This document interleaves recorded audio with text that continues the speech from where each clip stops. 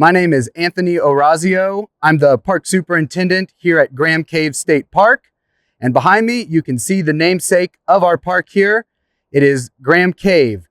Graham Cave is a sandstone shelter cave formed where the Jefferson City Dolomite meets the St. Peter Sandstone here just north of the Missouri River. And Graham Cave is about 120 feet wide, that arch-like opening you see, and 16 feet tall, and it extended about 100 feet back into the hillside. Over time, it filled in with deposits, mainly from the wind, and some covering done on some of the old archaeological sites that were in there.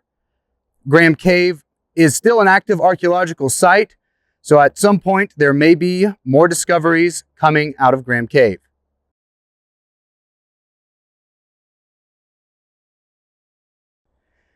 Graham Cave is named after one of the original settlers who owned the cave property here, named Robert Graham in 1816.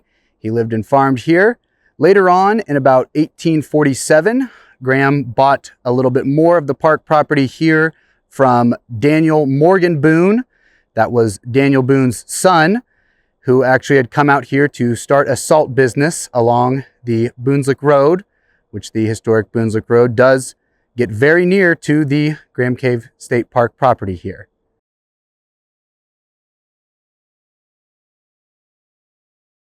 Many years later, in 1948, the Graham family started to enlarge the cave with machinery to house their livestock and supplies for their farming operation here.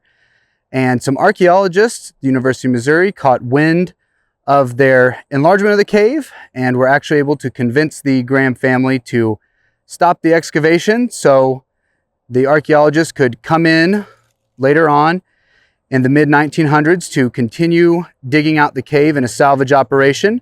And due to the finds that they found here in the cave, Graham Cave itself was designated as a National Historic Landmark due to the significance of the cultural items that were found within the cave.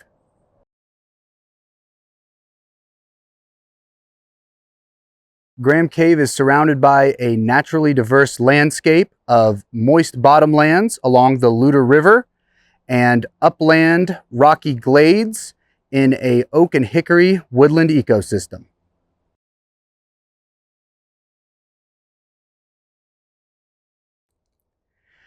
I'm here at a glade near the campground at Graham Cave State Park, where we've been working on restoring this glade.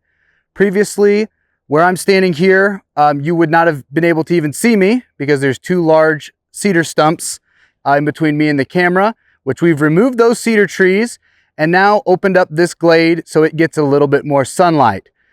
Historically, glades were open like this in the woodlands, kind of a nice open patch in these nice rocky uplands here in Missouri, where some obligate species are able to thrive that would not be able to do so well down in the lowlands.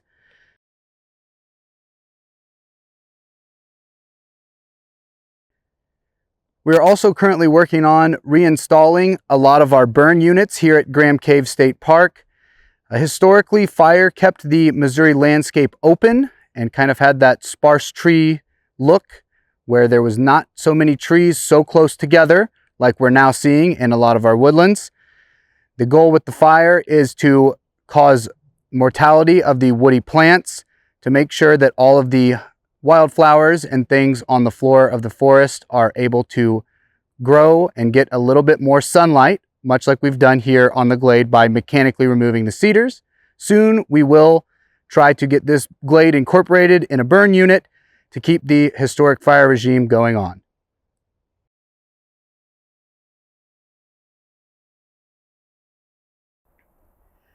Graham Cave State Park consists of just over 385 acres of this naturally diverse upland and lowland. We have about 4.6 miles of hiking trails throughout the park. That consists of the Luder River Trail, which is right behind me here, the Indian Glades Trail, blazed in blue, the Graham Cave Trail, and the Woodland Way Trail. Otherwise, we also have a boat ramp that goes into the Luder River there, which the Luder River is a tributary to the Missouri River just south of us.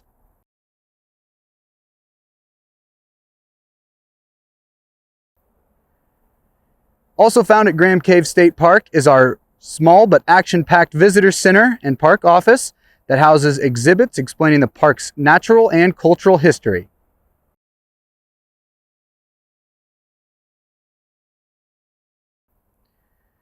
Our campground is located just 2 miles off of I-70. We have 53 campsites, some of which have electric and some of which are basic campsites. There is a water station at the campground for filling in fresh water and also a dump station. We also have a shower house that has laundry facilities, so you can get all cleaned up when you're having fun out here in the Missouri natural ecosystems.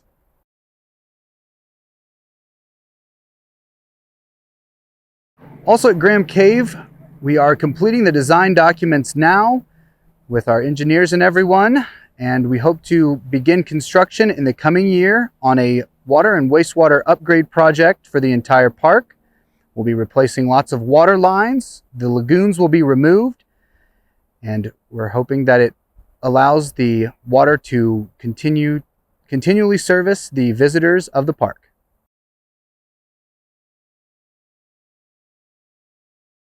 Thank you for watching and attending our virtual public meeting presentation. Feel free to share this link with your friends and family. We welcome your feedback, as this video will be posted until the end of the month.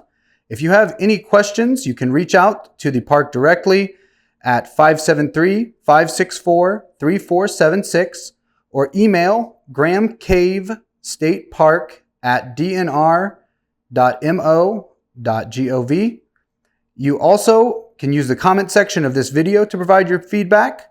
If you have any other questions or comments about Missouri State Parks, you can email mostateparks@dnr.mo.gov. Thank you again to the citizens of Missouri. Our state parks and historic sites are all supported by 1/2 of 1/10 of 1% of the park's soils, waters, and sales tax. This sales tax allows free access to Missouri's 93 parks and historic sites. Remember, you're always welcome in Missouri State Parks.